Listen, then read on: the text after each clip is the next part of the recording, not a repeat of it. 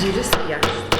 Did you say yes? All right, good evening. It is now 7:01, and I would like to call to order the City of College Place City Council meeting for November 26, 2019. And to begin, can we please stand for the Pledge of Allegiance? I pledge allegiance to the flag of the United States of America and to the republic for which it stands, one nation, under God, indivisible, with liberty and justice for all. Those who bow your heads. Our kind Father in heaven, we pause now before our council meeting tonight to invite your presence here. We ask that you will guide us as we make decisions for us and lead us in Jesus' name. Thank you, Mr. Bob. Okay, we now have some time for public comment. So if there's any citizen of the City of College Place who would like to make a comment regarding the topic that is not currently on today's agenda, we invite you to step up to the podium. Please say your name and address, and you do have 2 minutes to share your statement.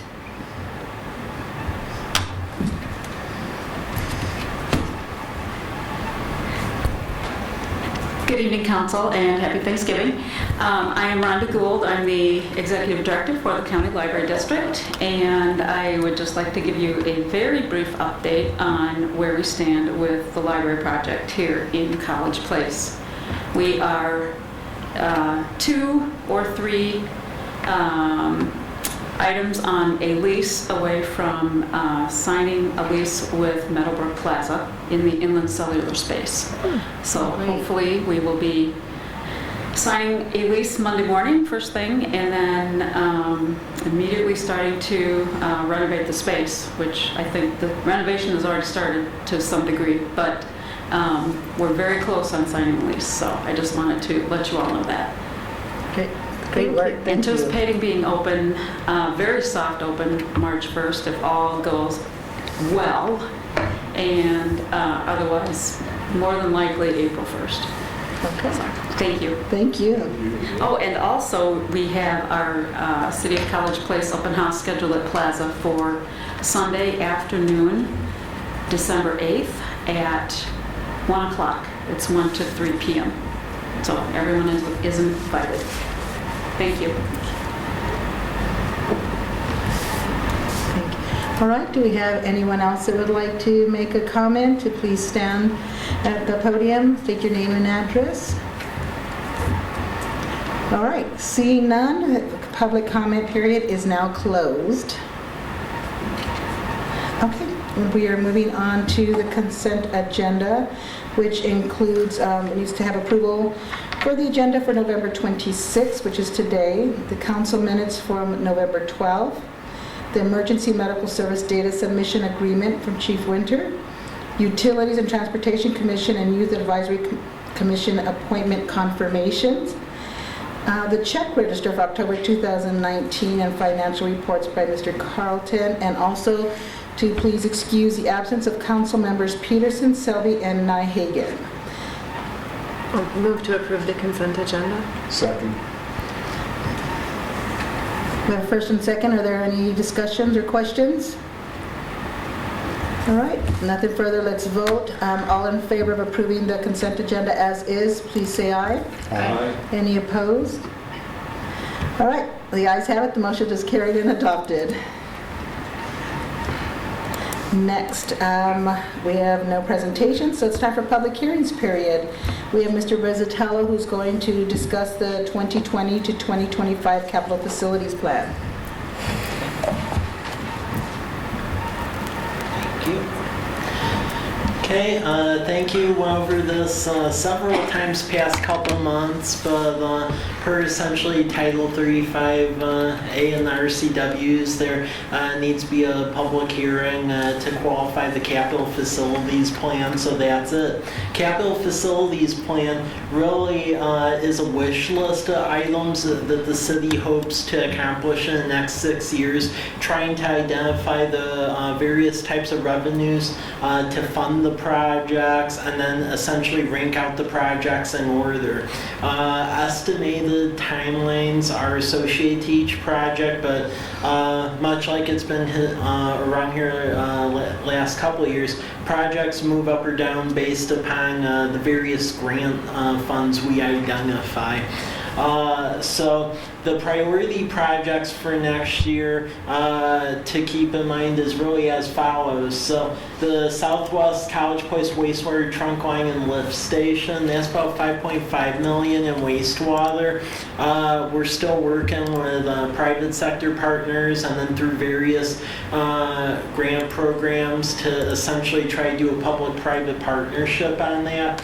That's very important because not only is that going to convey sewage from the new development area, but the current lift station over at College Avenue and Lamperti at Frankway serves all of College Place south of the 12th Street Hill. That has capacity issues. So really this lift station and the trunk line is going to make sure that the future of everything from Commercial Drive to Meadowbrook Boulevard to all of that, that the future's bright.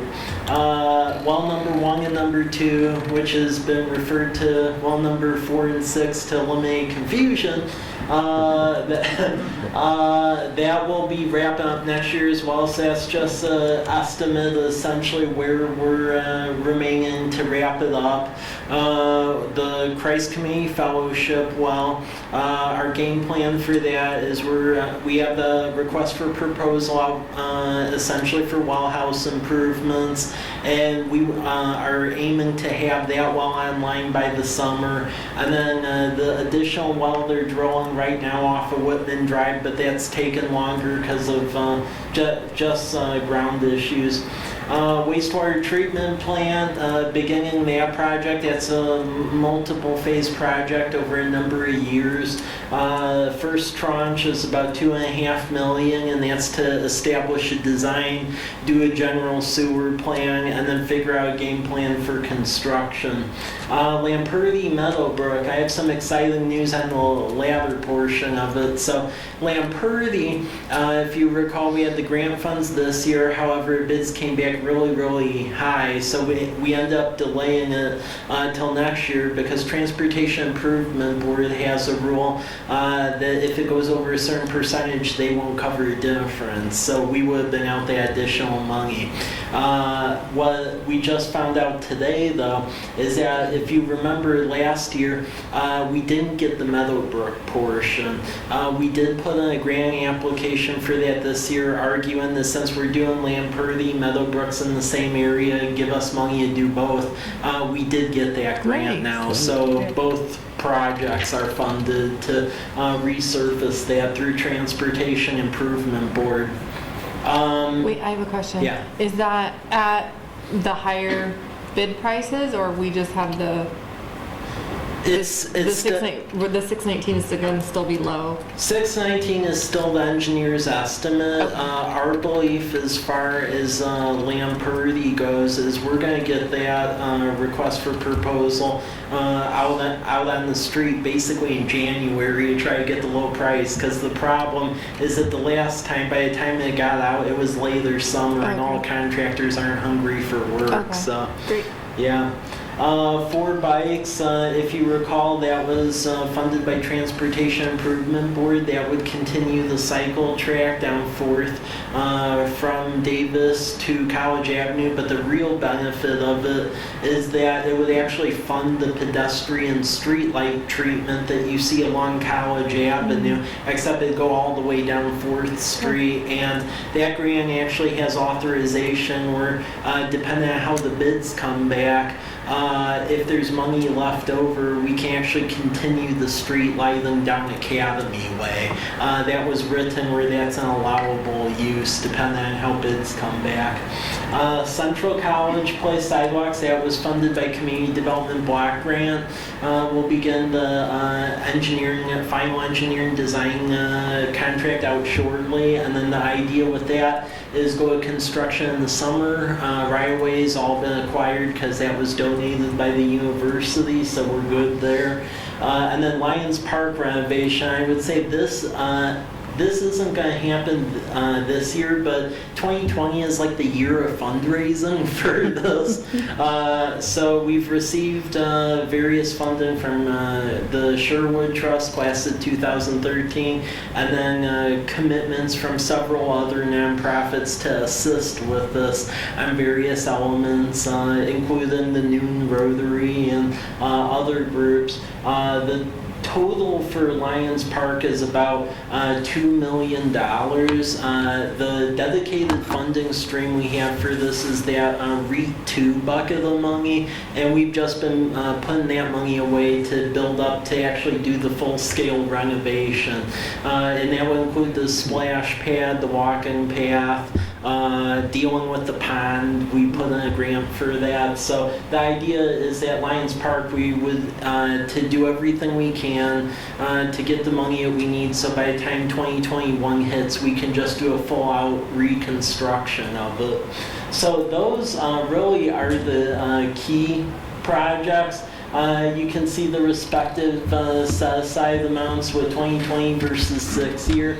2020, the big amount that we're spending is really in the wastewater and water categories. When you look out into the 6-year time frame, it actually changes a bit, because once we get the 2 wells done, we still do have additional wells that, as development occurs, we need to be working on. But our water system, relative to other utilities, there's replacements needed, but the major deferred area is streets, because as you can see here in the 6-year period, the need is about 33% of the pie right there. And then wastewater treatment plant, if you look at the capital facility plan as a whole, that treatment plant costs a lot of money. That one project alone over the multiple phases is about $20.2 million out of the entire capital facility plan of about $76 million. So that's a pretty big percentage for one project. This is the breakout of the revenue streams, which I feel is important. So the key thing with a lot of these projects is, as you know, with a lot of our street projects, frankly, they're dependent on getting grants from a variety of sources. If we don't fully get the grant, that ends up delaying projects, because we really don't have a dedicated strategy of local road funding. We have it for arterials because of the Transportation Improvement Board, and then very limited gas tax, but there isn't like a set aside for the local roads. So if you look at the capital facility plan, really what funds half of it is a combination of grants and then the developer contributions as development happens. So I mean, that's what drives the lion's share of these capital facility projects. And then you look at a list, they're ranked by high, medium, low. High means it needs to happen no matter what. Medium means it can shuffle back and forth a little bit as funding happens. And then low means it'll only happen if we get grant funds for it. So an example of the low would be like the solar array we're working on. Based on the variety of other projects, if we didn't get the funding for that, that wouldn't percolate up to the top, but it looks like we'll be getting that Pacific Power money, so that'll pay for it, and it'll be a self-funding project. As you can see, the projects are all over the place throughout town. It isn't just one specific area, it's all over. And then there's various projects within the buildings. I'll just go over them briefly. LED lights, Pacific Power will cover about half of that. Balancing thermostats, flooring, front doors, automatic openers, so we have ADA compliance. Also fixing windows, because we have the frosted windows on the one side of City Hall back from when this was police department, and they're starting to age out, so that needs to be changed out. Exhaust fans and the like. Fire department, water softener, and then the fire shower replacement. We really try to keep those facilities in top condition, because keep in mind that we're a combination agency, so in order to make a lot of the call volumes, we are really dependent on our resident volunteers, so it's important to keep them happy. Police department, a couple of items there. We have budgeted for replacement on the heater chiller. Main reason is last year the heater chiller on the north side of the building failed in the middle of the summer, which led to a costly emergency improvement. And while they were up there, had a third party look at it, and the south side one is basically limping along at the same pace. So I was advised to by the contractor to start planning for that. Police department carport, 110,000, and what that is going to allow us to do is right now, PD is still dependent on the Sallyport area here attached to City Hall for storage, and in essence, this carport storage building would essentially move that storage component over there, and then that opens up this space to where it can be additional storage, office space, conference room, things like that, which we're deficient on at the moment. And then replacing the electric gate, because the existing electric gate has issues and it's not working appropriately, so that will deal with that.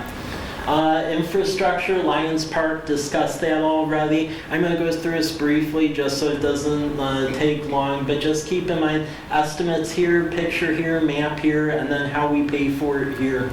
Irrigation for Kiwanis Park, the park lit from Cascade Natural Gas, improved that so it looks nice. Harvest Meadows, add improvements to it to make it similar to our other parks, because right now there's some deficiencies there. And then there's other projects for future years. I'm just going over the key important ones in this current upcoming year's budget. Cedar, which is off of C Street, that's depending on a legislative appropriation, which we believe we are sitting in decent condition to get. Same with Damson. Those will be two very important projects we advocate for in Olympia. And then there's other full corridor projects as the years go on. And full corridor means that it isn't just pavement, it's replacing all of the utilities underneath. So you could look at it almost like the IRRP program in a way that City of Walla Walla has. Storm 10th Street, making that where it's actually a street that has like curb and gutter and storm treatment, because right now that sheet drains. Also outfall program, there's supposed to be treatment for respective outfalls. We don't really have that with a lot of our outfalls, so every year we're going to be needing to whittle away at the various outfalls, and it's about 20,000 an outfall. And there's quite a few outfalls in our system, about 58. So we'll be writing grants to try to deal with additional ones, but the ideal with our strategy is 20 a year. And then these are just projects going in the future. Streets, chip seal, that basically keeps the roads in passable condition for another 10 years. Not everyone loves it, but it's the best way to keep the streets up. Otherwise they fall apart and it costs way more to reconstruct immediately. For bikes, putting in the pedestrian lamps and the cycle track at 600. Lamperty, Meadowbrook, we got the grants for both, so that's great. Whitman and Large putting up four-way stop, that would be covered by the developer contribution for villages. Myra Road rock, if you drive on Myra Road, it does not look in the greatest of shape, and this will put rock over there so that way we don't have to deal with it to the level we have to anymore, because we actually own the part between Rose and Electric, believe it or not. Central College Place sidewalk project, talked about a lot, putting sidewalks in areas that have none, covered by the state. Putting signage at C Street and Myra to facilitate traffic, especially as Goodwill gets into our city, so that's important. And then also resurfacing Evans, because if I notice it right on there on my bicycle, that road's really beat up from all the industrial traffic from the light industrial building, so that's on us to make that one right. And then, again, as you go through the future years, you'll see the other ones. Wastewater projects, treatment plant, over 20 million, first phases this year. This is going to be a lot of advocacy to Olympia, basically saying, you know, that really isn't like right putting putting everyone locally on a hook for that much money. So I'm telling you, to cover all of that, we're really going to have to advocate hard for, I believe, multiple legislative appropriations similar to the well projects, because they're the ones requiring it. So. Southwest College Place, we're going to try to do a public-private partnership, but then also go to the port, the county, Community Economic Revitalization Board, you name it, to make this happen. It's very important because all of this area in blue is dependent basically on that trunk line, so very important for a future college place. And then also 2 years worth of sewer lining. Sewer lining is relatively new as far as in the city. The city hasn't done much of it. So that's basically cooking a pipe inside the pipe that's falling apart, and you end up with a brand new pipe. So you don't have to excavate. So we'll be doing 2 years worth of sewer lining next year. And as you look in this, the concept is to do sewer lining projects every year because they'll whittle away at the backlog, so our piping doesn't get in such a condition that we have to excavate and build new. The wells, wrapping those up, that's not new. The solar array, that's dependent on our success with the Pacific Power Grant. We'll hear about that in February, but they keep asking for additional information and things, so it's looking positive. Also engineering for a water line replacement out on the South Hill that we'll do in 2021, but 2020 do the engineering because it's falling apart. And then you look in the future years, and there's a variety of other projects as well, but that encapsulates the gist of the plan. Well, can you do that again faster? Yeah, could you repeat that? I was listening. Nice job, Mike. Yeah, thanks. All right, let's, council members, do we have any questions or discussions or comments? I know we've been looking over these for the last few months, so nothing? Okay. Lisa, do I open it now or do we do it after this? Okay, thank you. Okay, since we have no further no questions from the council members, we do now open the floor for public hearing for, again, if citizens of College Place who would like to make a comment or questions regarding what Mike just shared on the capital facilities plan for 2020 to 2025, please step forward to the podium, state your name and address. All right, Mike, sorry, I tried. Okay, so having no comments, the comment, let's see, wait, do we have a motion to close the public comment? Is that what I need to do? Public hearing at this, I'll motion to close the public hearing. do we have a second? Second. All in favor? Okay. Opposed? Okay, the ayes have it, and the motion to close the public hearing is carried and adopted. Thank you, Mike. And next up, we have Mr. Carlton to share the fiscal year 2020 preliminary budget. Well, welcome to round two. Our presentation is a little shorter than Mike's. Thank goodness. Very similar to the last presentation, a few changes. Dave Cherie is going to help and present the second half of the presentation.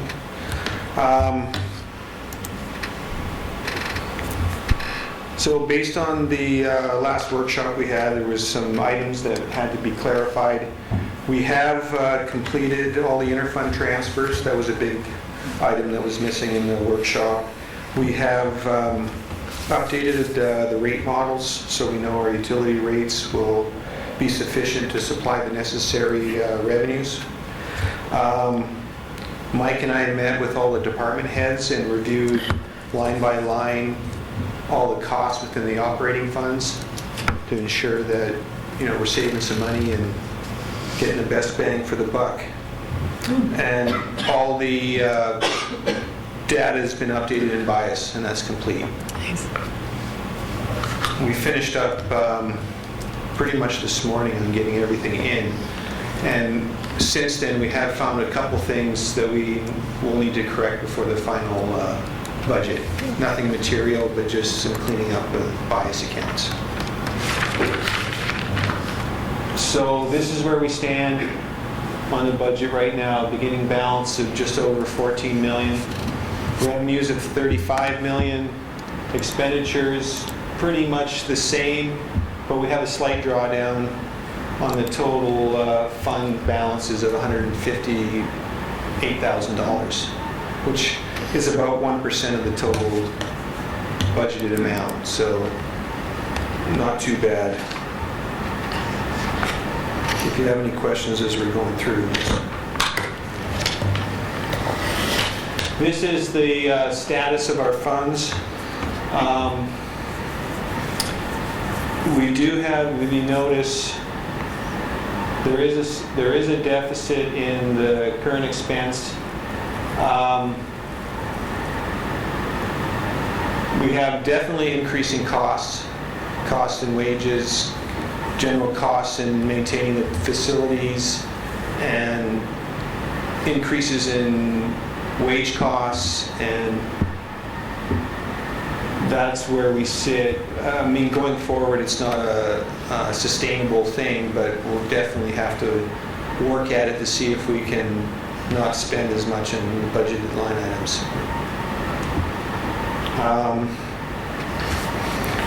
We're in good shape in all the other operating accounts. The water fund, the wastewater and stormwater are all showing a definite positive fund balance. So I think we're in pretty good shape overall. This is a screen showing where our reserve balances need to be in relation to our policies. You can see that we're in great shape in almost all the funds, over what our reserve targets are. If you want to go through them line by line, we can. Ones that stand out are the current expense reserve. The second one, that is our rainy day fund that was established last year. There was $200,000 went into that plan last year, and in the first round of the budget, it didn't look like the current expense fund was going to make its reserve requirements, but through the hard work of Mike and all the department heads, we were able to scrub the budget to get to an excess amount on our requirement. So we're going to look at, before the final budget, is seeing if we can move some money back into the rainy day fund. It's supposed to be 10% of the current expense budgeted revenues, so we're falling a little short on it, but we're going to, work at it. It's a target. The other one that is in a negative balance, the facilities maintenance reserve fund is supposed to be targeted at $300,000, and we're falling short on that one.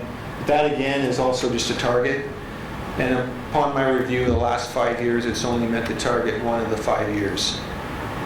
So, I mean, we're going to have to work as a group to see if we can meet that target, or maybe that target's not realistic and we need to adjust the target on that fund. So as you can see, all the other operating accounts have an excess fund balance. So in that way, we're in good shape, and hopefully moving forward, we'll have some money to invest in some of those projects. This is a pie chart showing where our revenues are coming from. The next slide will give a little bit of detail on where some of those are coming from. Any questions on that? You see a large portion of our funding is through loans or bond issues. Very low interest rates on a majority of them, long term.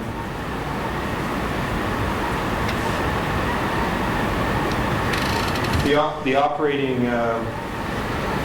transfers here, it's a little bit deceiving because it looks like it's a revenue source, but you'll also have an offsetting expenditure because it's just transfers between funds. A little bit of detail on the major sources of the revenues.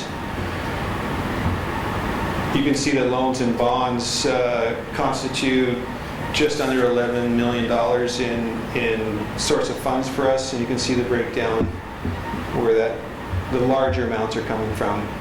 There isn't an amount on the first one, and that's close to $8 million for the sewer trunk line in this station. What you'll see in our presentation, there's a lot of carryover from Mike's presentation, because a lot of that's items, the capital, are being funded in the 2020 budget. So we're going to have a lot of overlap of what Mike presented. You see our charges for goods and services, close to 7 million, taxes, close to 6 million, federal grants, 5, licensing and permits, 2 million, and just other miscellaneous intercompanies, intergovernment stuff of close to $1 million.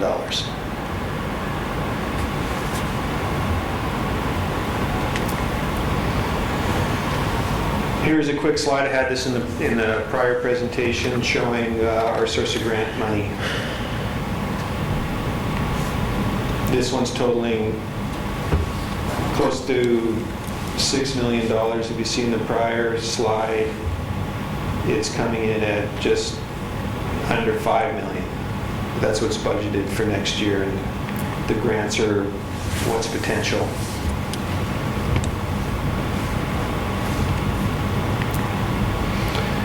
Here's a pie chart showing the proposed expenditures for the year. And of course, those big wastewater and water projects are consuming a major portion of the expenditures, the money going out for those much needed capital projects. Debt service in at $2.3 million. Current expense just under $6 million. And then our other smaller operating funds. Next slide showing a few of the major highlights of our expenditures. You can see our salaries and wages are just over $5 million. Don't forget that's including next year increases and union negotiated increases.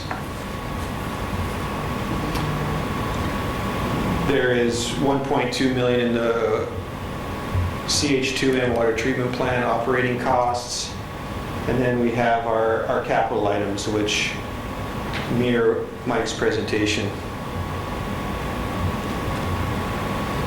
Any questions so far? I have a question.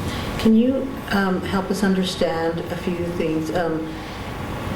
What revenue sources do you cover, or do we get for the items that had some deficiencies that you had showed on a slide earlier that's caused, the reserve funds, or where does that money supposed to come from that's causing it to be so short? You're talking about the current expense for 2020 being negative? Yes. Well, there's already money that's saved up that's already reserved in that current expense. So it's just using up some of that money that had already been accumulated in prior years. Okay. So you had spoke about having a negative that we needed to Yeah, let's move back bring to up that. some of the funds. Where? Here? Yes. Where do we go Oh, no, for it was the? this one. So you're talking about this deficiency. Correct. You can see at the beginning of the year, we're anticipating having just over $2 million in that fund, which is a good number, but the expenditures that we budgeted exceed the revenues for 2020.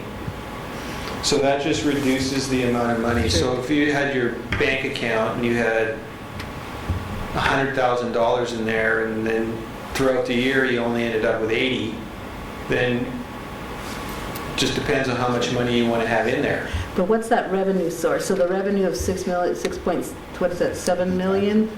Yeah, that's taxes. Mike, can you help me out? Yeah, it's a combination of things. It's a combination of building permit, revenue, sales tax, online sales tax, property tax, some utility tax, things like that. And then keep in mind, another thing that goes into that deficit as well is that the street fund and funds like that don't have its own dedicated funding source, there's interfund transfers going out of current expense to funds like street fund to cover some of those street projects too. Thus my comment about longer term, we do have an issue with funding local streets because there isn't really that funding there. Okay. Mr. Crowe? Question. I recall from the working meeting we did a couple weeks ago, part of these was by design to draw some Yeah. of those balances Yeah. down. Yeah. To get them more in line Yeah. with, and I think the reserve fund there is a new fund, Yeah. so that's why that one was there. So, The reserve fund didn't even exist Right. before last year. The concept behind that is that economies are cyclical, and at some point Sure. you're going to have a recession again. And so you don't end up in a position where you have to lay off folks, only have to bring in new people later and lose all the talent. Those anti-recessionary funds help essentially float the organization when you get periods of economic distress.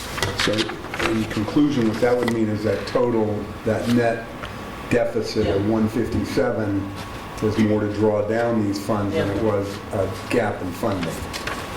Yes, it could be said that. I think the important takeaway longer term is that this was to draw down the current expense because we were over that 20% target.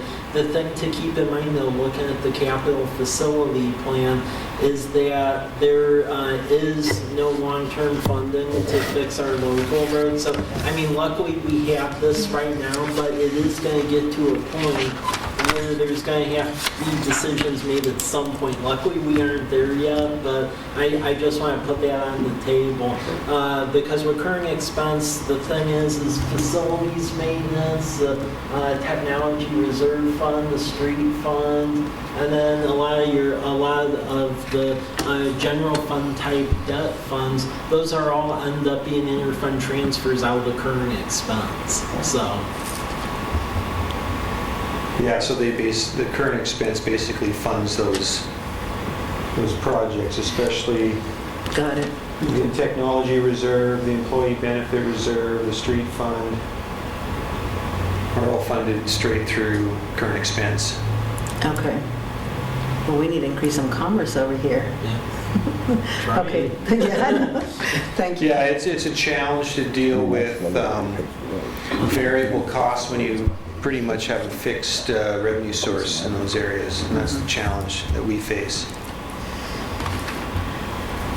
Thank you. I appreciate you stepping back for my question.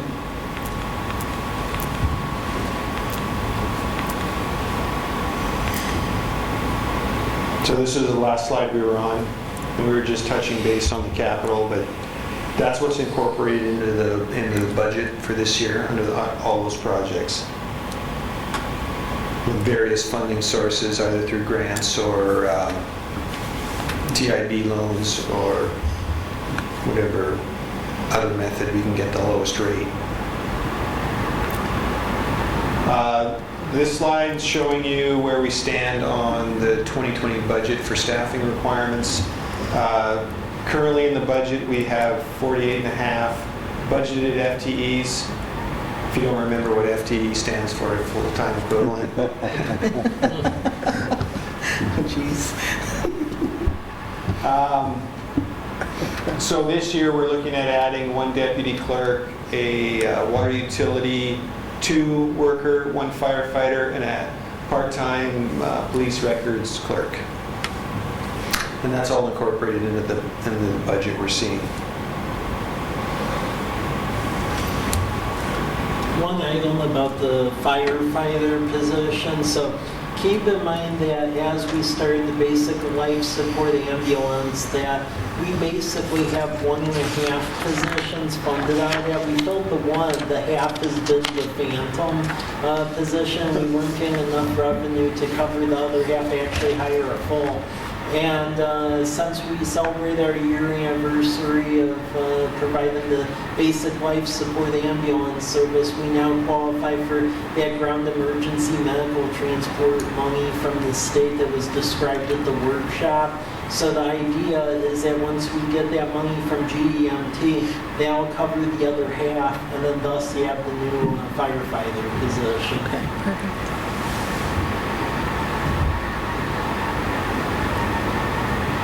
Any more questions? And this is where we stand on the wage and benefit increase. Standard cost of living, which I believe is coming in at 2%, and negotiated union contracts, which you guys talked at the last council meeting. Projected health care costs increases 1% for police. Our one retiree is going up 7%.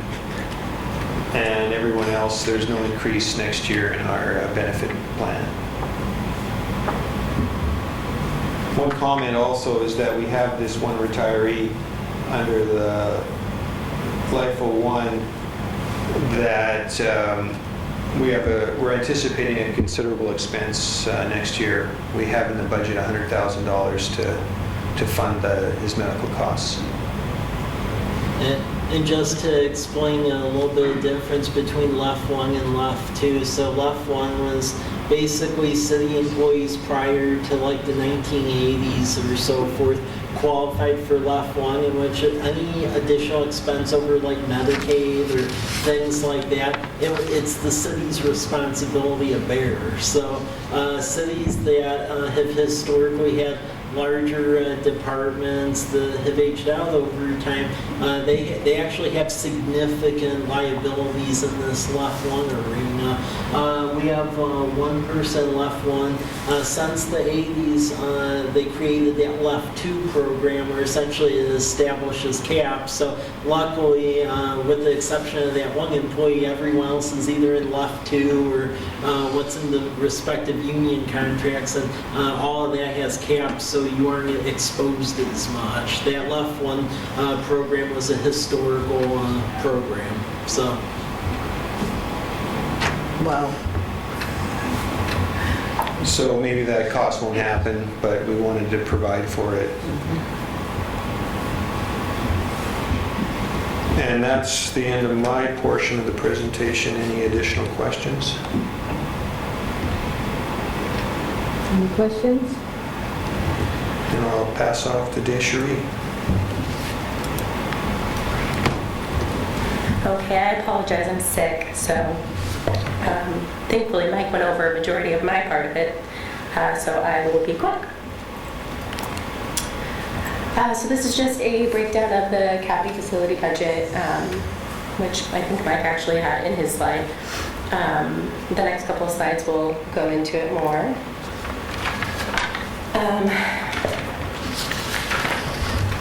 So again, Mike pretty much had all of this in his slide. It just breaks it down by department. So there's administration and community development, so City Hall, and then the fire department and the police department. And then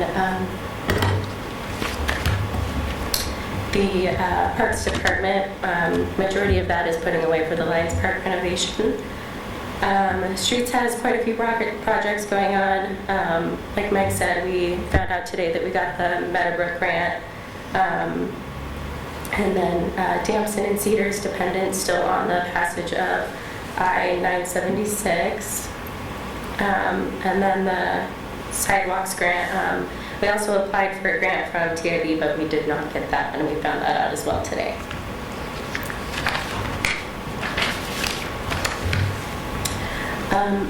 So the total for wastewater is 8.2 million, and these look like a lot of big numbers for the capital budget, but overall within the next 5 years, like Mike said, we have over 70 million planned, so this really isn't that big of a portion of the whole thing of it, but this is a more condensed version of the 104 slides Mike had, so.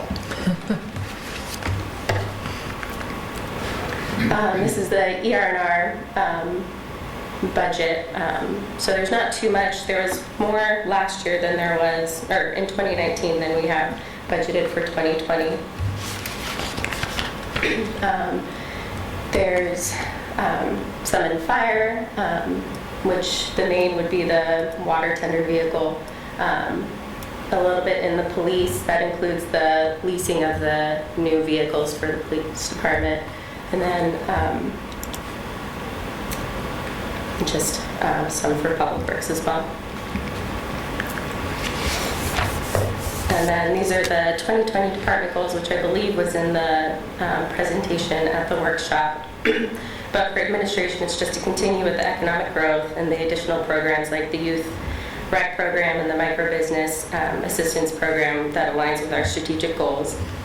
For the clerk department, it's to mainly next year for the deputy clerk / events coordinator to train and get that position up and running to keep up with all of the community events that we put on. HR is mainly the implementation to WCIA and continue with the 2% discount on our insurance. And then I know my goal for finance is to keep Brian here. But we have some big projects coming up as well with Questica, bias asset software, and then switching our bank accounts.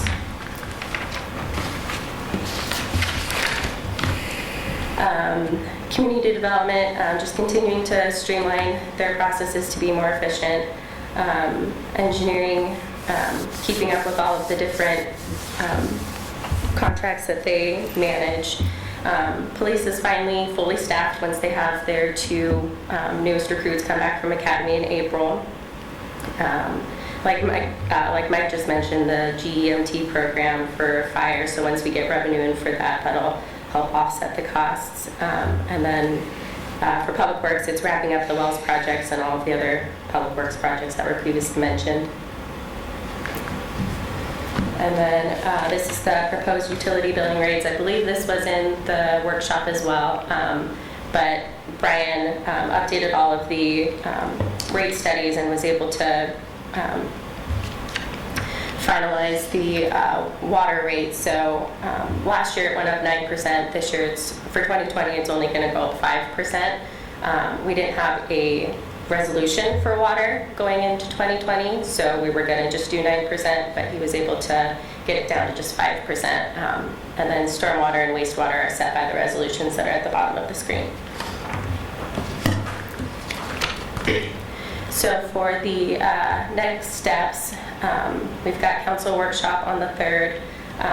Typically, we have a finance committee meeting to review the budget. But Mike mentioned that unless council sees a reason to call a meeting for the finance committee, that a review of the budget can be done at the council workshop on the 3rd, provided that there is a quorum. If there's not a quorum, then there will be a meeting on the 5th for the finance committee meeting to go over the budget review. And then from there on December 10th, there will be the final hearing and adoption of the budget, hopefully. And that's all that we have. Is there any questions? Any questions for Desiree? I might have to defer him so I don't lose my voice. You sound perfectly normal. Oh, good. I sound like a man normally? Thank you. Thank you, Desiree. Okay, so no questions. So I would like to open the public hearing. So I open the floor for public testimony for or against our fiscal year 2020 preliminary budget. If anybody would like to speak, please step forward to the podium, say your name and address. All right, seeing none, could I get a motion to close the public hearing? So moved. Do we have a second? Second. Okay, all in favor of closing the public hearing, say aye. Aye. Any opposed? All right, the ayes have it, the motion is carried and adopted. The public testimony hearing is now closed. I didn't have to go that far. Okay, so next item, Mr. Rizzatello, you're going to talk about the community garden lease with Walla Walla University. Okay, thank you. This item was brought to council a while ago. It made it through the various review processes at the university. Basically, there's a student group over there called Enactus, and Professor George Perez is the supervisor, sponsor of that organization, and they're very interested in doing community garden, opening it up to the community, and also developing said community garden. There is some surplus property we own, which is there's basically about a little less than a quarter of an acre to the rear of the fire department, right behind police department, that was historically called Veterans Park, but we moved that designation over to the Hayden Homes Park. And you can see it right on the map there. So basically with this lease agreement, it would be leased to the university, because the legal organization is the university, and Actus is like acting on their behalf, but it would be with the university. And basically they would have to pay the utility bill, so the water bill, for what's used out there, but they would be responsible for maintaining it in an orderly fashion, making sure they abide by the said nuisance codes and weed codes. If that group did not take care of it, there is recourse in there where the university maintenance would need to take care of it, so we believe it protects our ability to make sure they have a proper community garden goes out there. And there's a lot of work behind this, so I believe it'll be a good thing for community. So, Do we have any questions regarding the community garden? Okay, I have a question. yeah. I noticed that to help cover some of the water costs, we're allowing the university to charge Yeah. us a fee to Yeah. gardeners, is that correct? Yeah. Is there any guidelines around the cost and that they're allowed to charge? And how the funds are supposed to be maintained and used? Well, it is in the agreement that basically whatever is being charged is supposed to help with the maintenance of it. As far as putting caps or ceilings, there is no language to that effect in there. Okay, so there's nothing that could cause or to prevent a large amount of funds being stored in a bank account that's not being really used on the garden? Well, there's language in there that the funds used that are derived from it have to be used on it. As far as beyond that, though, putting caps on stuff, that doesn't exist. Okay. So. Okay. Do we have any other questions? Okay, do we have a motion to adopt the resolution? Move to adopt resolution number 19-046, authorizing the mayor to sign the lease agreement with Walla University in care of the Enactus Student Organization for creation of a community garden. Okay, a motion has been made to adopt the resolution. Do we have a second? I'll second. All right, we have a first and a second motion to approve. Are there any discussions or questions? Okay, hearing none further, let's vote. All in favor to adopt the resolution, say aye. Aye. Any opposed? All right, the ayes have it. The motion is carried and adopted. Thank you, Mike. Okay, next up is the 2019 City of College Place Personnel Manual Update. Okay, Sean presented this last meeting as an administrative report. So basically this just has various minor tweaks and edits to it. Organizational chart has some, as you can see, we have the whole thing bookmarked, making sure the language, policy, manual, that it's all uniform. And then just making sure that the codes essentially reflect existing state statute, and especially documents like this. They're really a living document that need to be updated on an annual basis as the various statutes change. So. Do we have any questions or comments regarding the personnel manual update? Mr. Bobbitt? I'd like to make a motion to approve resolution number 19-047 regarding updates to the City of College Place personnel plan. Second. Okay, we have a first and a second. Any other discussions or questions? All right, all in favor, say aye. Aye. Any opposed? Okay, the ayes have it. The motion is carried and adopted. Next item is the acceptance of Pacific Power Electric Vehicle Charging Station Grant. Okay, well, good news on this. So we ended up successfully obtaining a grant from Pacific Power, and it will go to fund basically level 1 charger right over here at City Hall. It'll fund essentially engineering, construction, acquisition of said charger, and yeah, it's with Pacific Power. So yeah, that'll be good. This will allow for charging facilities here, and that'll be the second electric vehicle charger that the city's been involved with. So if you may recall, Columbia REA partnered with the city and the university to have a charger down at the Express. That's a slower, like level 2 charger, and the university pays the power bill on that. They view that as a community service, so they assist on that front.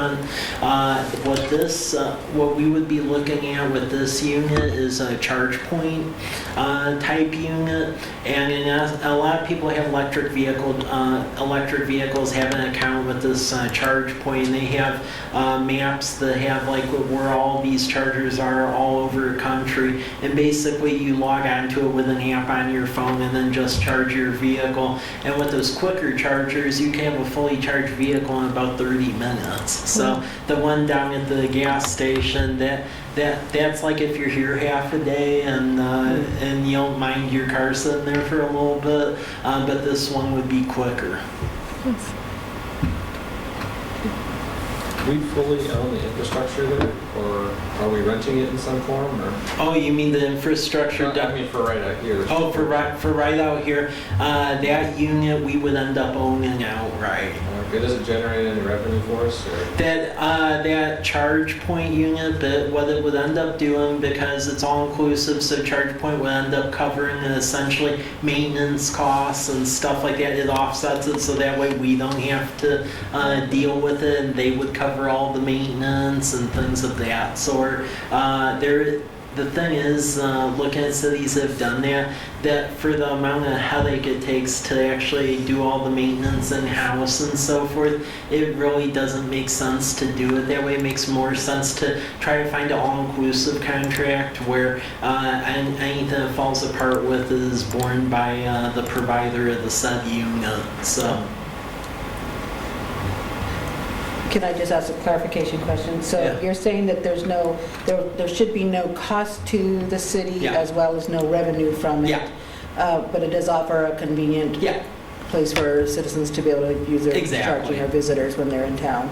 Okay. Exactly, and a couple of years ago, that was something that came up in the citizen surveys about a lack of chargers on this side of the valley.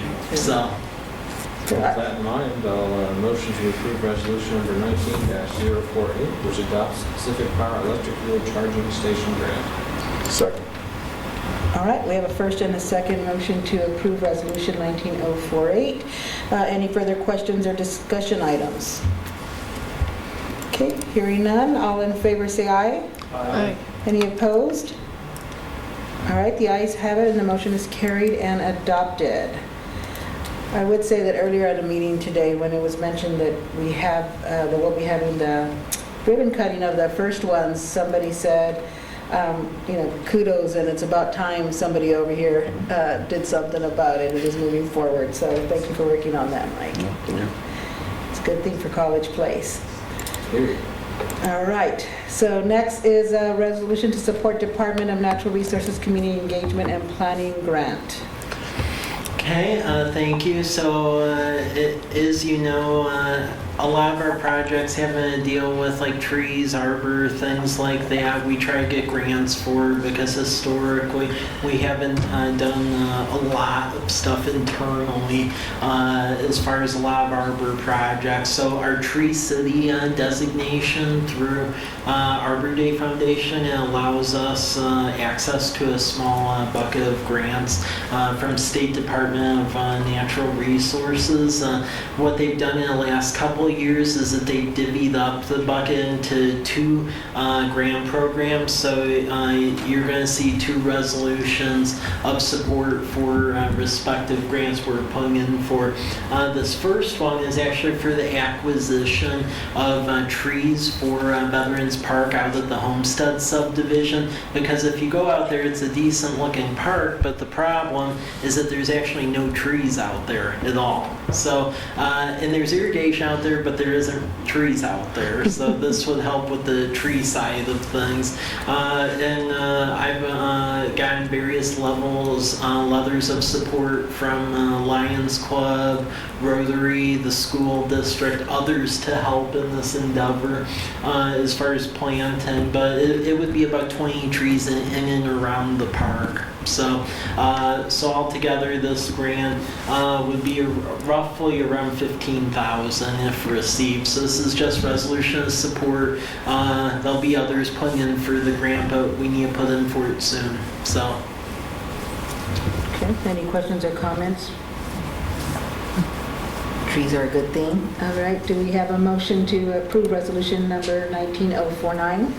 I'll make a motion to approve resolution number 19-049 in support of State of Washington Department of Natural Resources 2020 Community Engagement and Planning Grant request. Ms. Sherman has said it first. Do we have a second? Second. All right, Mr. Bobbitt, I think has second. Anything further for discussions or questions? All right, all in favor say aye. Aye. Any opposed? All right, the ayes have it. The motion is carried and adopted. Thank you for that, Mike. All right, next up, the resolution to support Department of Natural Resources Community Forestry Assistant Grant. Okay, I alluded to this earlier. This is the second grant program, and this would cover a couple of things. So within our geographic information systems, we don't really have much of a tree inventory layer at all.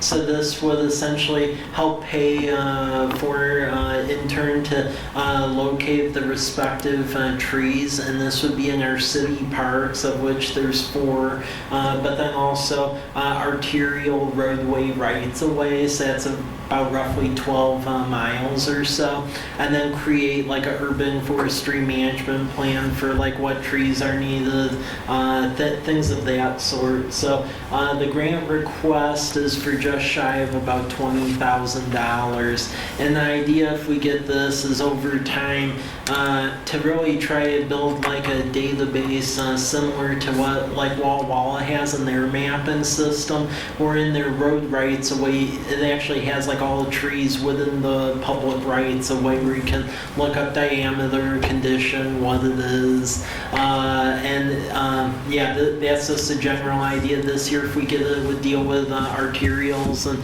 collectors, and then in future years, if we get it, we could identify specific neighborhoods for local streets. Okay. So do we have any questions or comments, discussion items?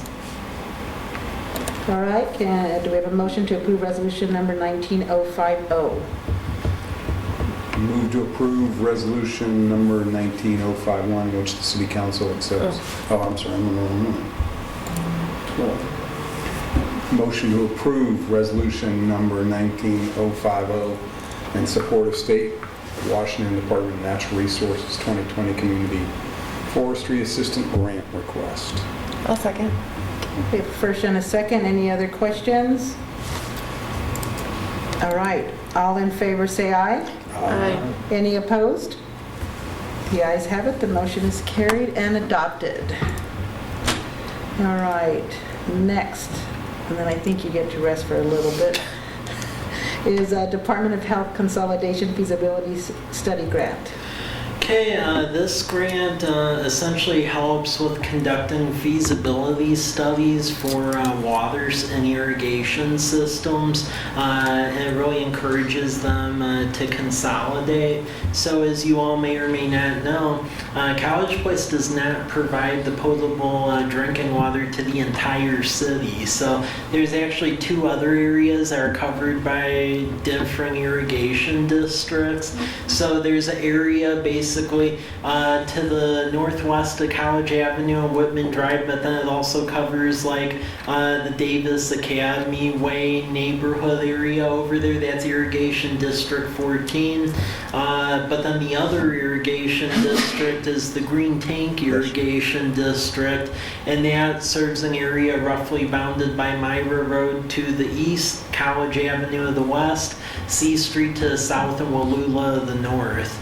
And as of late, the Green Tank Irrigation System, their volunteer board, and that it takes a lot of time to run a smaller system like that. So they would like to see what it would take to potentially consolidate into our system. The state just opened up this bucket of money to pay for the consolidation study, about $30,000. We were awarded the entire study amount. So once we accept, if you all accept this, we will get this Department of Health and then start working on a request for proposal with Green Tank Irrigation District, and hopefully have a study in hand sometime in 2020 to really identify if it makes sense for both parties to move forward on consolidating them. Okay, do we have any, Mr. Cleveland? Out of curiosity, where historically did the Green Tank Water District entity kind of originate from? Like, was this like, was there a bunch of developers? Was there a bunch of farmers that were together kind of creating this water system? Do you know the answer to this question?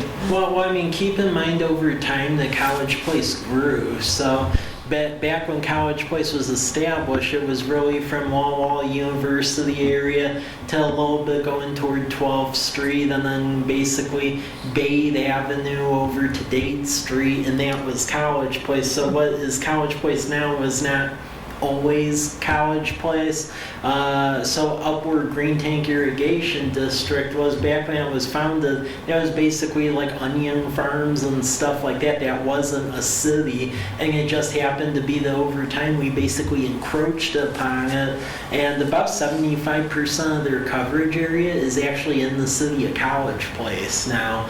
And Irrigation District 14 is a similar story, except they're a much bigger district. So I would say the level of overlap isn't to the blatant level it is with Green Tank.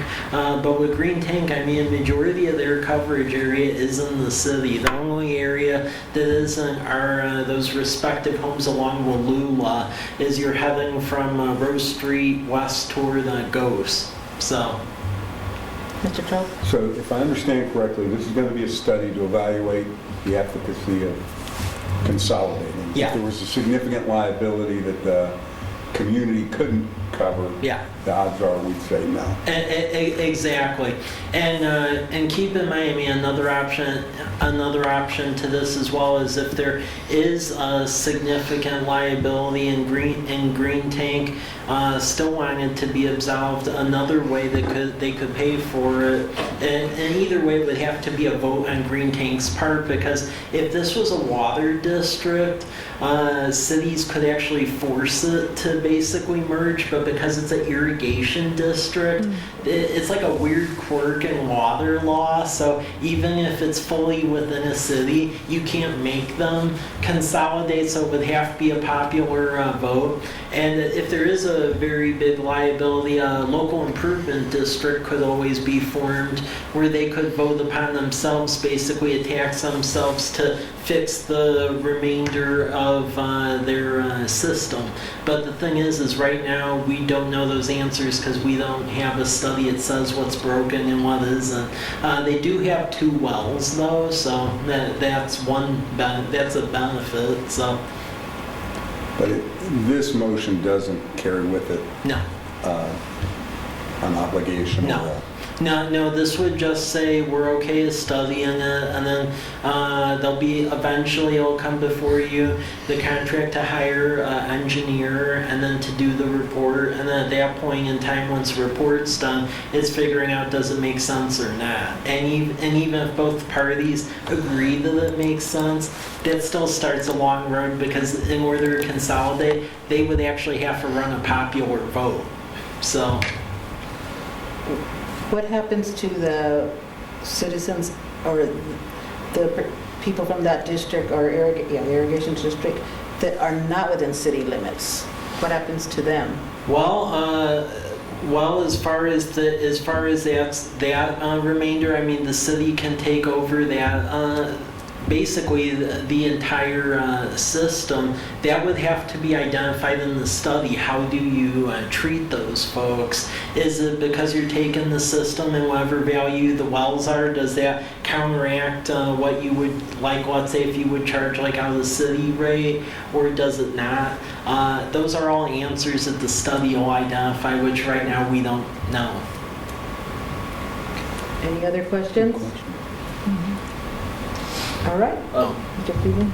Would the, I guess we'd be moving towards connecting essentially our city water mains to them Yeah. and providing additional, I guess, like fire flow, for example? Yeah,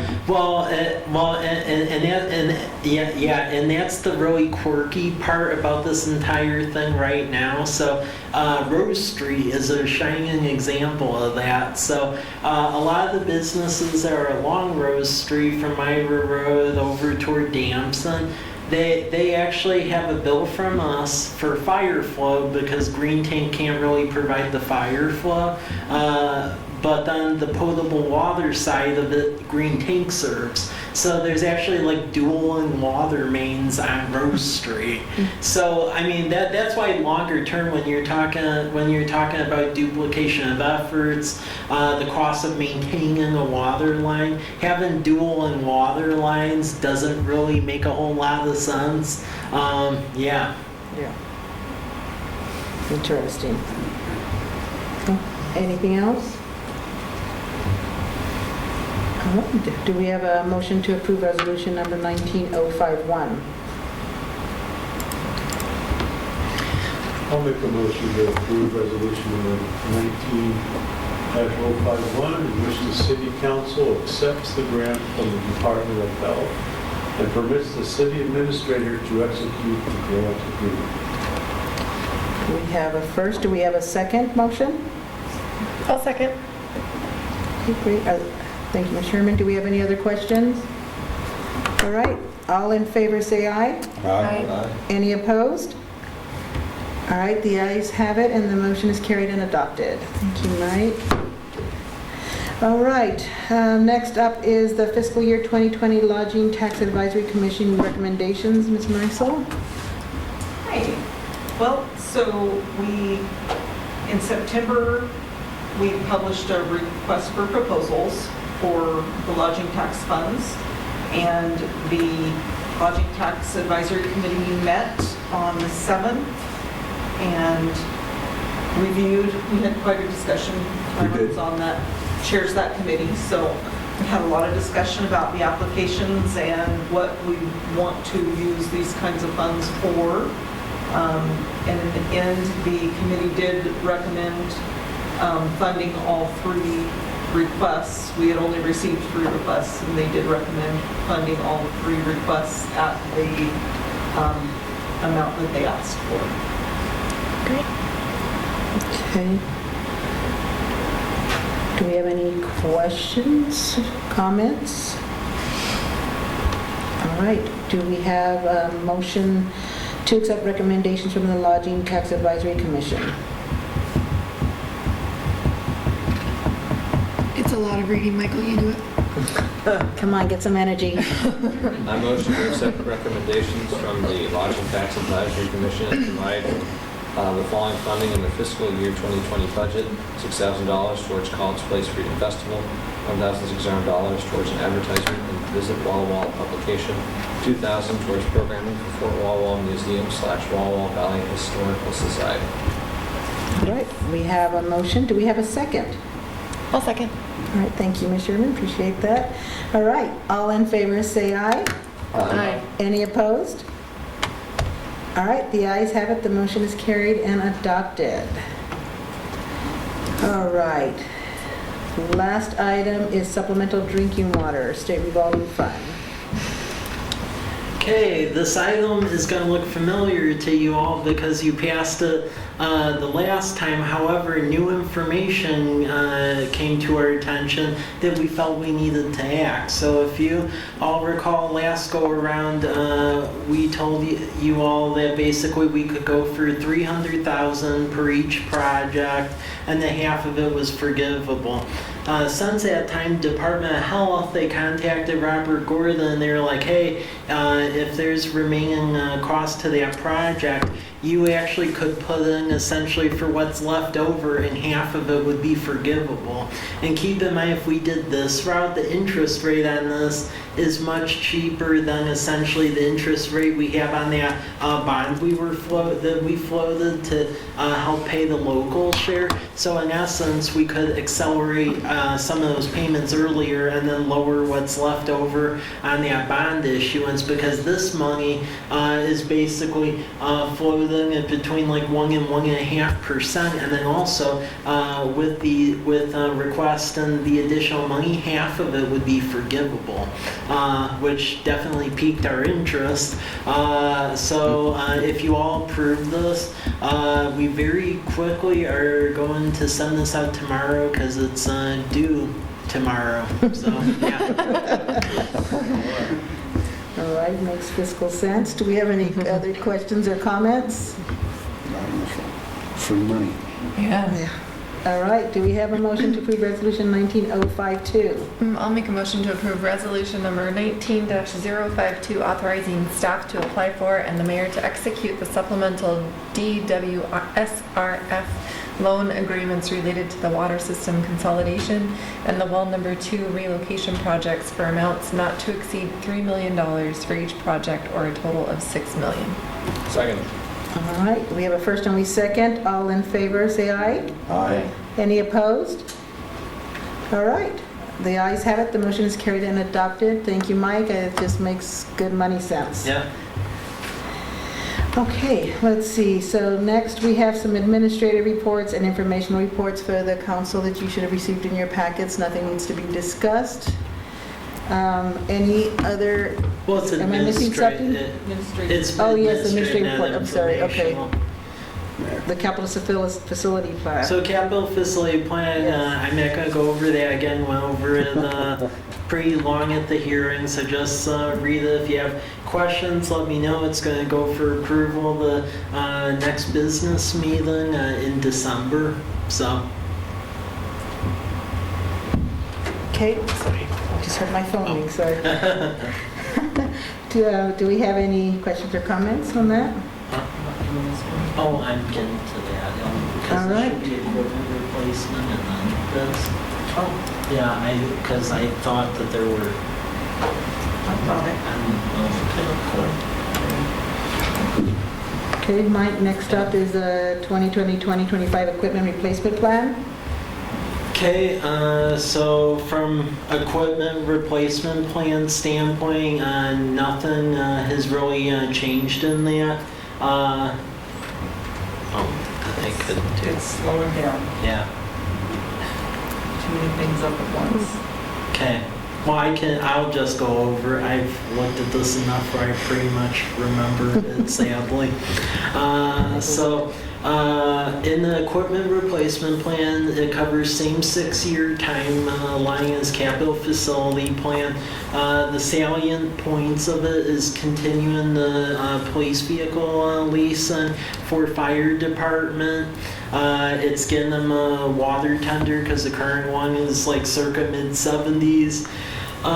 Keeping up with SCBA equipment for City Hall, doing the engineering on an electrical generator because our current one was not, because the current one was not sized appropriately for this building. So it doesn't really serve all the areas it's needed to, so we need to like get on that and figure out what we need. Things are ranked on high, medium, low scale. So yeah, the key thing is the engineering, so that way the following year we can get the proper size generator. And then a travel vehicle, because the old Ford vehicles from many years ago, those were surplus and going away.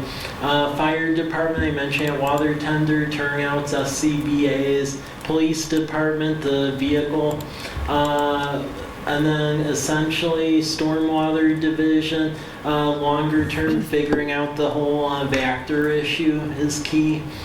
Streets division, the spray trailer, but longer term, there's quite a bit of an equipment backlog. So we have a grader from the 70s we have to deal with. So getting that dealt with next year, and then dump truck and other sundry equipment. Wastewater division, went over this at past meeting. We're getting the final contract from Jacobs Group, but basically it's an additional like 191,000. But the nice part about it is that all of the vehicles and then the insurance and all liability basically goes away where they take that on, and that's much cheaper for them to do that than for us to be saving for all this equipment, because wastewater equipment is a ton of money. So, and then water division, the flatbed and the dump truck, and there's other equipment in future years, but that's a much more pared down list compared to capital facility plan, so that is what you see there. Ms. Sherman? One of the questions, I believe at workshop or something earlier, was about potentially leasing this pickup. No, where you were. It doesn't matter. The one for wastewater or whatever, or even this one, this division pickup. I mean, have you looked at doing leasing any of those others? And there was, like, this one has a park pickup for $30,000. Like, what would be the...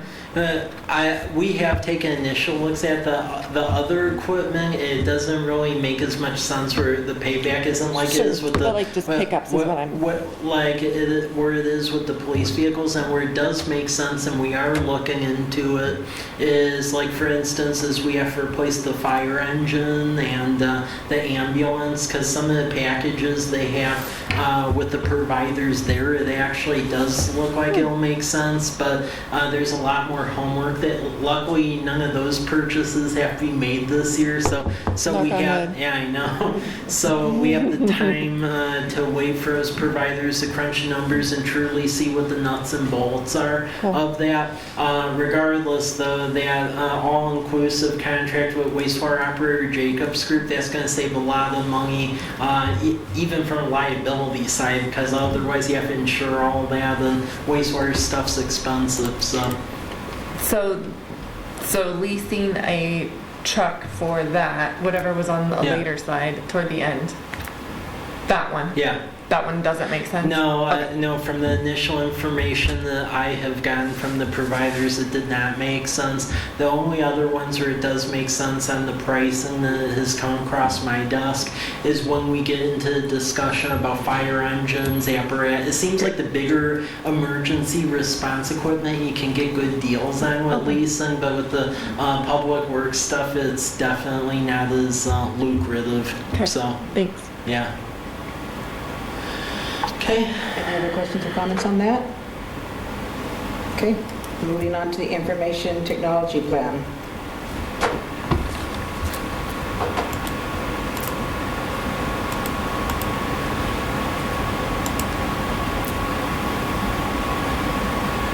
Okay. Just going over this, so just making sure that we're IT plan and it helps with efficiencies, customer service, and financial payback. Most of our equipment's all Dell here. You can see the respective expenditures over the years between staffing, hardware, and software cost. over time, and then how it looks going into the future through 2025. A lot of success this year. Again, trying to get our computers more into the replacement plan that I've explained in the past. Board docs, opening that up, where also commissions are on there, because that definitely helps plan those meetings a lot better than how it was historically. Paperless accounts payable. Esri Business Analyst, which provides like on-the-fly economic development reports. That's very cheap for what you get for it, and that helps with a lot of our business recruitment. Is that 6,000 a year? Yeah. Yep. Yeah, 6,000 a year, and you basically get unlimited reports, and it's a lot of help. Next request, which is public records request software, that's helped. Questica, we're getting that going. That'll definitely help with building the budget books in a more timely manner. And then it also has upload, download features from BIOS, so there's connectivity there. And then the security camera, we do now have a second one over at Lions Park, and it's had its benefits already. Yeah, that's a great thing to have. 2020 expense, you can see the breakout between departments with administration, community development, fire, police, and then public works. And then likewise, you can see the breakout going into the next 6 years. Same prioritization as the other projects and plans. Computer replacement plan, just getting everything caught up on that 7-year schedule. That way everything is under warranty. We do have some bigger ticket replacements going on this year. Our current server downstairs is of replacement age, so fixing that. Same time as that's going on, there is a server that handles all of dispatch, basically down in downtown Walla Walla, the Westcom server, and that is up for replacement as well. So we'll have to come up with our share on that. And then as far as our server, we're making plans for as we're renovating this structure, moving the server where it makes more sense, because right now you have it in a basement, you have a flood, you have other stuff. Yeah, we have a moisture sensor, but you're asking for it, frankly, having a basement. So we're gonna move toward moving it up here as we renovate that Sally Port area. So there's that. The big thing that we're going to try for every year is continue to get those cameras up, because they've definitely helped solve quite a bit of petty crime already, where we were able to deal with things in a prompt manner. The idea is for next year we'll get a camera system out of Veterans Park. There is a Wild Horse Casino grant that helps with programs like this, so we're going to try to pursue a grant to get cameras over at C Street and College Avenue and 12th and College, because that way, like for instance, the incident that happened in late October over on 12th Street, if we would have had a camera at College and 12th, we would have been able to see what happened. So that'll really help identify as far as incidences, traffic going in and out of the town. Maintenance, this just has hyperlinks to various providers if you're so inclined to check out what they do. Software, new proposals. Most cities nowadays for onboarding, recruitment, they use this program called NeoGov, because if you go to governmentjobs.com, pretty much, I would argue 80% of the cities across the country use that to recruit people, and you're really at a disadvantage if you aren't on that. So that's what that NeoGov is, getting the time clocks and essentially doing the e-services for BIOS. The other thing is with the various phishing and cybersecurity issues that are going on, we really want to tighten the hatches on our IT system here. So our providers recommended going with Norton Viper to lock it down, because there's other cities in the state like Yarrow Point and Quiet Hill where they've actually had an issue where their entire network was taken over and they were down for like 2 months. So we want to prevent that. Ellensburg has a similar situation too, so it's on the incline. And then also a program called STR Helper. That was in the plan last year. We didn't implement it because development code took longer than we thought. But that program will help us identify the short-term vacation rentals that are operating in the city and so forth. And then longer term, looking at asset management, which is always a good thing. IT contractor, we do not have our in-house IT. I would say closest thing to in-house IT is I help where I can, and Larry does as well. But for the most part, Intermountain Education Service District, we pay them basically about a day and a half a week worth of coverage, and they provided a lot of additional assistance, and a lot of agencies around here use them. For GIS, most cities in this state have opted to be part of the Association of Washington Cities system, and that's helped. They've provided capacity on projects where we wouldn't have been able to fully handle it, and they've helped. And they also trade best practices between the various cities, so that has been a great help. So that is the ballpark of the IT plan. Okay, questions or comments? All right, thank you, Mike. Okay. All right, next up, we have the Update Youth Advisory Commission Code. Ms. Neisel. Public comment time limit? 2 minutes. Public comment. Oh, I skipped one, sorry. Yes, public comment time limit. Norma's ready for Thanksgiving. The question came up at a meeting a little while ago about how long we have for public comment. And in the actual rules, it does say 5 minutes. So the recommendation is that we bring that down to the 2 minutes, and then council always has the option of granting additional time to somebody if they want to hear further. But then the meeting's not held captive by someone for 5 minutes at a time talking, because 5 minutes can be a pretty long. Yeah, painful. So who is tracking the 2 minutes? Do you do that, or? Yes. Okay. That makes sense to me. I kind of feel as though if someone's going to take the time to come down here, if we grant them only 120 seconds to kind of say their piece on, say, a potentially complicated issue, what's the better alternative for them? Because, like I said, 120 seconds isn't very long.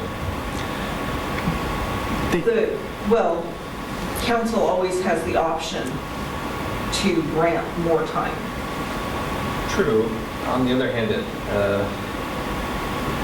I guess, what message do we send our constituents if we're by default granting them only 2 minutes? I mean, that means that we can hear from all 100 of them that attend instead of 50.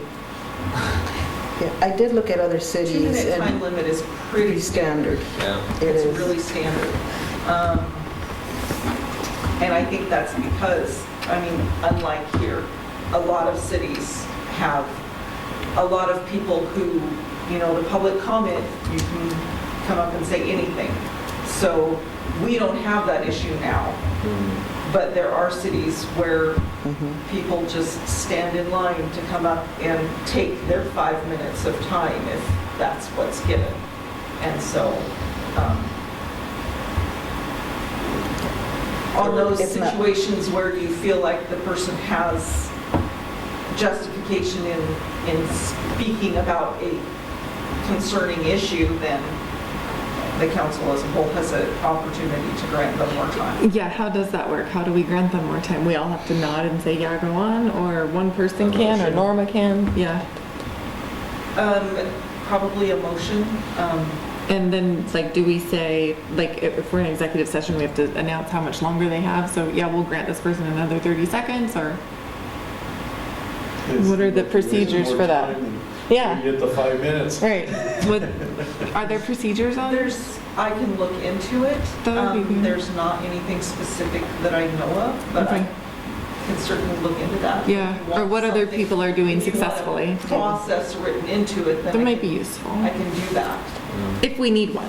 And that's why we're talking about it Yeah, instead of. yeah, if it's just that one person can say, no, I want to hear it, then stop. I mean, that would work for our group, our present group.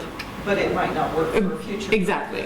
So to have something that, yeah. Yep. I'm leaning towards a motion that has to pass by a simple majority. And with the specific timeout, I like, for example, it would be, I would motion to extend the speaker's time by 5 minutes. Is there a second? Yes, all in favor, say aye. Straightforward, that would take like 10 seconds to do, just about. Right. Has this been a problem in the past? No? No, not that's here. So I mean, just a thought, does it make sense to wait for it to become a problem before Exactly. you go? No.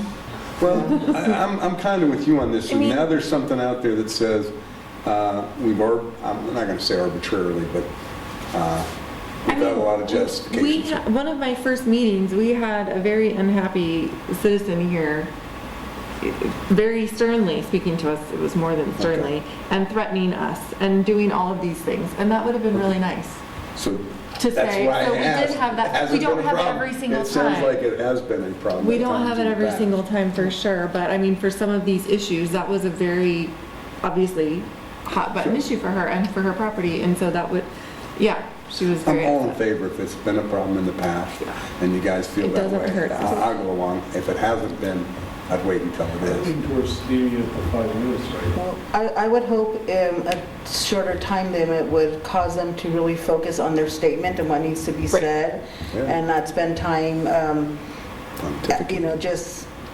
getting frustrations out or losing focus. I'd like for them to know that, this is your time limit, say what really needs to be said. So it's just something for us to consider as we do that, because otherwise they can just go off on tangents that have nothing to do with really what is in our control. Right. So just something to consider. And a lot of times people don't understand what is within your control. Correct. So they can quickly, and you guys can direct them to. Yeah. Who they need to speak with, or, yeah.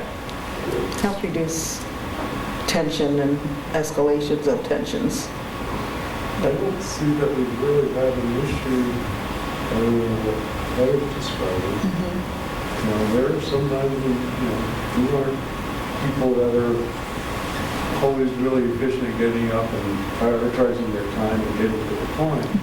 These are It's often not citizens. rehearsed. These are our citizens, and I think we need to allow them a little bit of Sure, leeway. sure. No, and I don't believe it's been a problem. Discussions just come up to make sure it doesn't become a problem as it has in other cities. Right. It's kind of being proactive, but totally valid statements for sure. If we have a large group of people that are upset about a particular issue and they each want to take their 5 minutes, I could see how that could be a problem. Could we reserve language to essentially adjust the time that we allow if there's a large number of speakers wanting to talk in public comment? That doesn't Like by seem fair. default, if there's just 2 or 3 people that want to talk, 5 minutes, but if there's a greater number than 6, then we'd be looking at reducing it to 2 or 3. But I don't think we know how long there's going to be until they're up. And Yeah, if we give the first 3 people 5 minutes each, and then we see that It's not there's... fair to the other guy. Unless we ask as part of our public comment, how many people are wanting to talk tonight, please sit up at front. If we have a number of people come up, I don't know if that's necessarily even a good idea, but That delves into the weeds more. Right. yeah. And it's one thing if you've got that 2-minute cutoff, then it's just understood that's what it is, or the 5-minute, whatever, that's what it is. Where if you're like, okay, because 5 people showed up today, it's gonna be 2 minutes, but Right. 4 people showed up last time and they got 5 minutes. So that starts to doesn't get seem hairy. fair. Right, then you start getting into that, Sure. How about we compromise with 3 I was gonna minutes? say, we could do 3 minutes. 3 minutes, we have the option to extend it. This isn't asking for action tonight either. No, So just discussion. It's clearly something that needs some discussion, And maybe, preferably less than 5 Discuss it at the minutes. workshop. yeah, you know, Before let's we, just- so we'll add it to discussion at the workshop before we come back with any action requested. Yeah. Can you see if there's, Hey Lisa, this is Reed. Hi. Oh, you're still here? Hi, one thing that you guys might want to consider also is not permitting people to yield their time to somebody else. ooh. Oh, oh, snap. sneakies. Just a thought. Love it. Do you have time?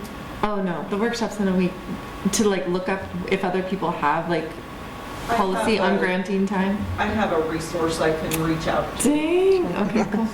That'd be awesome. It might also behoove us to spend some time researching on the pros and cons of shorter time limits on our own, so that we can understand what can or doesn't really Right. happen. How it works. Okay. Any other comments on that? I lean towards encouraging the public to come Me and too. to share with us. Oh I yeah. think limiting it to 2 minutes is not that encouraging. I'm with you on that. With it? All right. All right, if you can just look it up and we can discuss it. And then at workshop, if we decide it's nothing to move forward with and stays as is. Yeah. Thank you. Okay, now on to the Youth Advisory Commission Code. The Youth Advisory Commission code just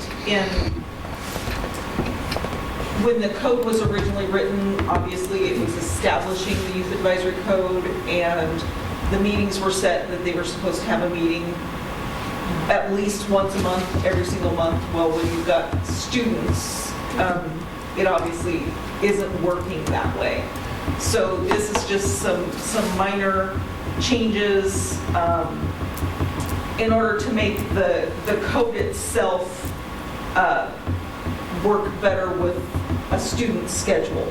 So the meeting in September of each year would be when they meet for the first time with the group they're going to be working with for that school year. And they would then determine their meeting schedule. And then they would meet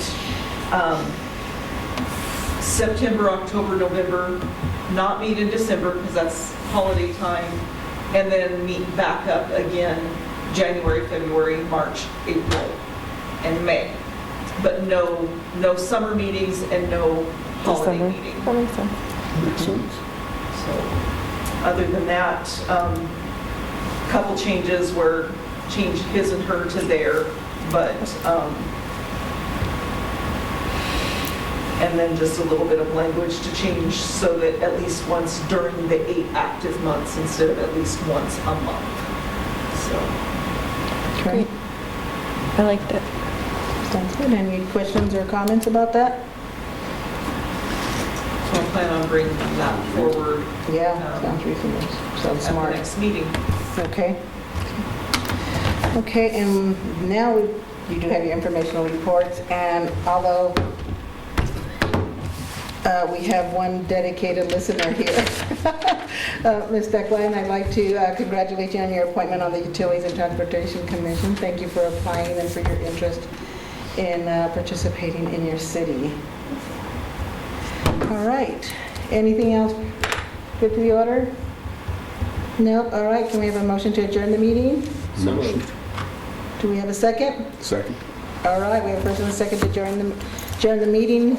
All in favor, say aye. Aye. Any opposed? Somebody doesn't want to go home? Okay. All right. The ayes have it. The motion is carried and adopted. The meeting is adjourned. Happy Thanksgiving. Thank you all. Yes, happy Thanksgiving. Everybody.